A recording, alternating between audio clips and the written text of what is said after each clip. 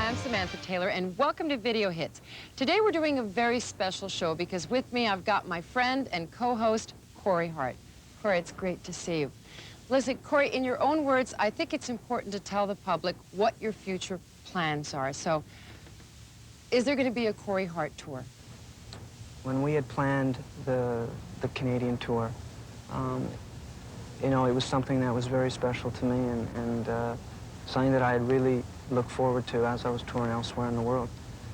And, you know, we called it Going Home Tour because I was on my home turf and we were going to play, you know, one end of the country to the other, you know, big cities and small cities.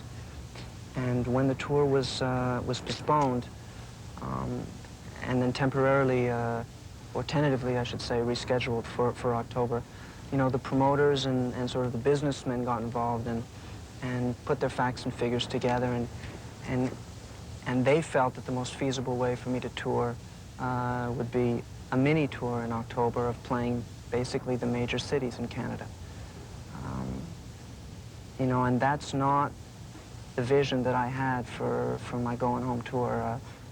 I would find it very difficult to justify to myself and my fans why I would play a Calgary or a Toronto and not perform in St. John's, Newfoundland.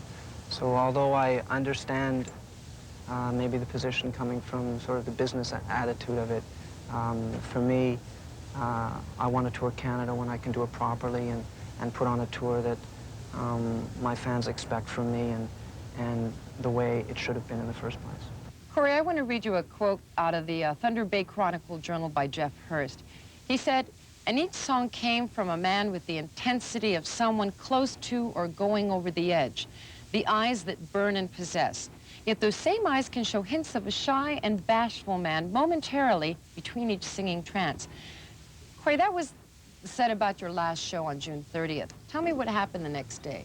The next day after that, I went back home to Montreal, and I think that, you know, I was read that review a couple days ago, and it's a very eerie feeling to have read that because, I mean, I didn't realize, you know, when it says close to going over the edge, you know, I didn't realize that was the way I was portraying myself on stage.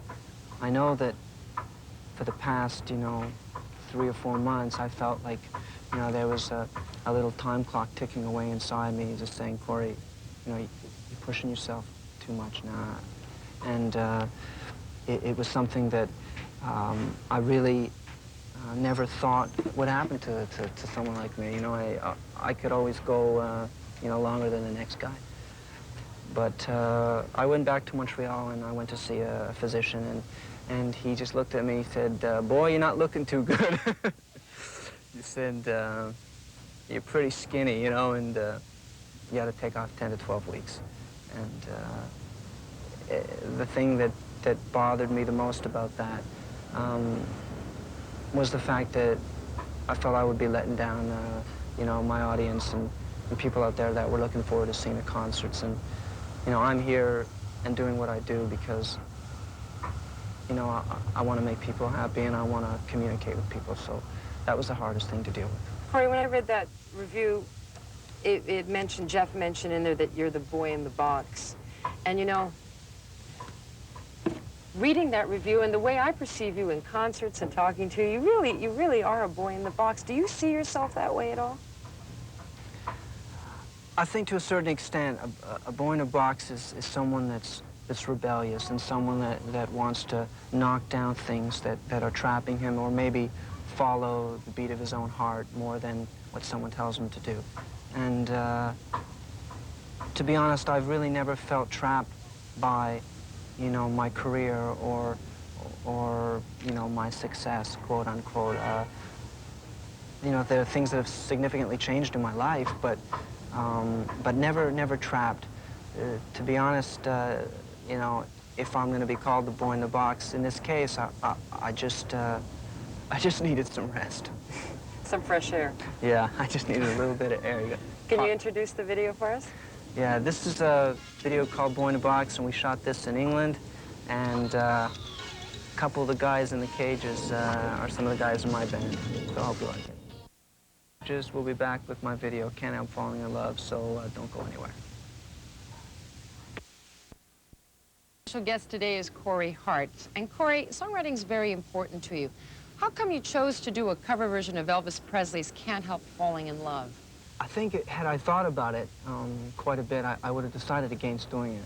And, you know, the history behind the song was, and you were there when I was presented a jukebox That's right. for my Diamond achievement with Born in the Box album. Well, for those of you that weren't there, it was a gift from my record company, and it was this old Wurlitzer jukebox. And it had a bunch of old 45s in it. And while we were recording Fields of Fire, the jukebox was brought up to the studio, and I just kept popping in there and playing the same song over and over again, and this song was Can't Help Falling in Love. And the song was very special to me because it sort of reminded me of the sessions and reminded me of the Fields of Fire recording. And in moments when I wanted to get away from everything, I would really just put it on and listen to it. So really on impulse, I just pulled the 45 out of the jukebox and went into the studio and told Phil, the producer, I said, let's give a shot at this song. And, you know, he thought I was absolutely out of my mind to even, you know, even to consider doing the song at first. But after we ran through a couple of times and laid it down, there was something very magical about it and very spontaneous. And it's one of the few songs that is a complete take of a vocal. There isn't any composites and compilations or anything. It's an actual start and finish take. Sam and I will be right back here on this balcony. My guest on Video Hits is Corey Hart. And Corey, the song Dancing with My Mirror is you taking a look back at your career. Is there something you haven't done yet that you'd like to do? Oh, there's so much that I feel I haven't done. In fact, you know, I often, you know, tell people that are very close to me that I've yet to write even close to the album that I feel I'm capable of writing. And that applies as well to my live performances, although I feel that on this last tour, I got as close to the audience as I've ever achieved. And there was something very, very special about the concerts in Japan and the shows in America. But to answer your question, no, I haven't even started, Sam. Do you have any future plans that you see down the road 5 years from now or 1 year from now? What's the next thing you want to do? Well, I mean, during the period that I've had off, and it's been about 6-7 weeks now, I started to write, and you know, after every album, everyone says to me, "Oh, well, you're going to take a long time now between the next one."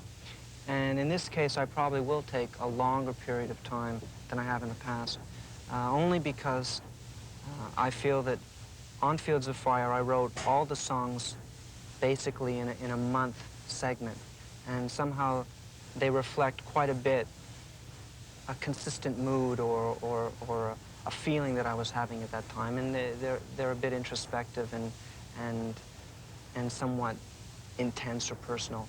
And that's fine. That was the period of time that I was writing those songs, and I would think that on the next album I would rather write over a course of 6 months and tap for maybe some different feelings and attitudes that I'm going through.